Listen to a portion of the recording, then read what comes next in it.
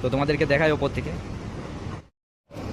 তো ওপর থেকে দেখো এইভাবে আমরা কলমগুলো অ্যাসেম্বলি করেছি। এইগুলো হচ্ছে টাই, এই দেখো এগুলো কলমের টাই, এক কলম থেকে অন্য কলমে চ্যানেলের বক্সের টাই। এগুলো আমরা ওখানে ফেব্রিকেশন হচ্ছে,